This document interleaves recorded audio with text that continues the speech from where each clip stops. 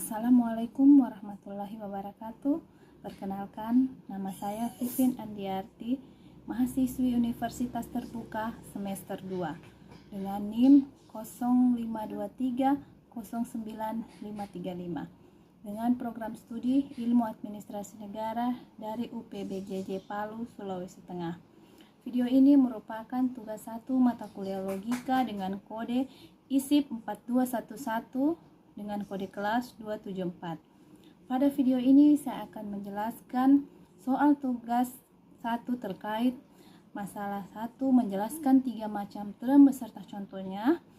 Selain itu saya juga akan menjelaskan dan memberikan contoh bentuk sesat pikir, logical fallacy serta cara-cara menghindarinya. Langsung saja mari kita mulai penjelasannya. Yang pertama, menjelaskan 3 macam term beserta contohnya masing-masing.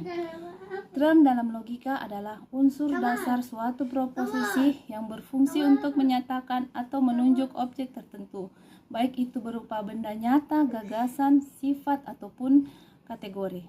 Term bisa berupa kata, frasa, atau konsep yang digunakan dalam argumen untuk merujuk pada sesuatu yang dibicarakan. 3 macam term yaitu 1. Term konkret.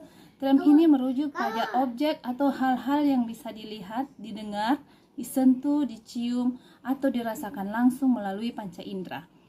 Contohnya rumah, mobil, dan bunga, karena semua ini bisa diamati secara fisik. Kedua, term abstrak. Jenis term ini mengacu pada gagasan, konsep, atau sifat yang tidak dapat ditangkap secara langsung oleh indera manusia. Contohnya kebebasan, keadilan, dan keindahan, karena semuanya adalah ide yang hanya bisa dipahami lewat pemikiran, bukan pengamatan langsung. Yang ketiga adalah term universal.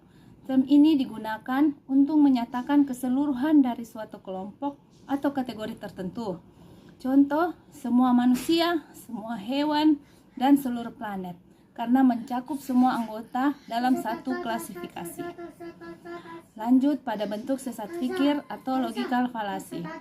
Sesat pikir atau logical fallacy adalah kesalahan dalam berpikir atau bernalar yang tampaknya logis tapi sebenarnya menyesatkan. Jadi, jenis kekeliruan ini sering muncul dalam argumen atau perdebatan maupun disengaja maupun tidak sengaja.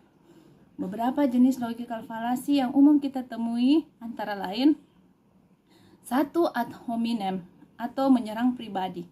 Jenis sesat pikir ini terjadi ketika seseorang menyerang kepribadian atau latar belakang individu yang mengemukakan argumen, alih-alih membahas isi argumennya itu sendiri. Contohnya, pendapat tidak bisa dipercaya karena dia bukan pakar di bidang ini. Biasanya cara ini dipakai ketika seseorang tidak bisa lagi membantah argumen lawan secara logis dan merasa terdesak. Yang kedua, strawman fallacy atau menyimpangkan argumen. Terjadi ketika seseorang sengaja menyederhanakan atau memutarbalikkan argumen lawan agar lebih mudah diserang. Contohnya, jika seseorang berkata, "Saya lebih suka kucing daripada anjing," lalu ditanggapi dengan, "Jadi kamu benci anjing?" Padahal orang tersebut tidak menyatakan kebencian, hanya menunjukkan preferensinya. Yang ketiga, slippery slope atau lereng licin. Kesalahan logika ini muncul ketika sebuah peristiwa kecil diasumsikan akan menyebabkan rangkaian kejadian besar dan merugikan tanpa bukti yang kuat. Contohnya, kalau kita tidak segera melarang game online, maka anak-anak akan malas belajar dan masa depan mereka akan rusak. Padahal, tidak ada yang menjamin bahwa bermain game otomatis menyebabkan kehancuran pada masa depan. Oleh karena itu, agar tidak terjebak dalam pola pikir atau logical fallacy yang keliru, berikut beberapa langkah yang bisa kita lakukan. Yang pertama, latih kemampuan berpikir kritis. Jangan mudah percaya pada argumen yang terdengar meyakinkan tapi tidak logis. Yang kedua, evaluasi argumen berdasarkan fakta dan bukti, bukan sekedar siapa yang menyampaikan. Yang ketiga, hindari menyerang pribadi. Fokus pada logika dan substansi isi pembicaraan. Yang keempat, pelajari berbagai bentuk logical fallacy agar lebih mudah mengenali dan menghindarinya dalam diskusi sehari-hari.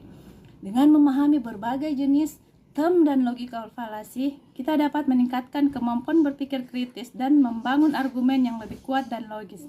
Demikian penjelasan saya terkait tugas tersebut. Saya harap video ini dapat memenuhi ketentuan tugas yang diberikan. Semoga materi yang saya sampaikan ini jelas dan apabila ada kekurangan mohon dikoreksi. Terima kasih. Wassalamualaikum warahmatullahi wabarakatuh.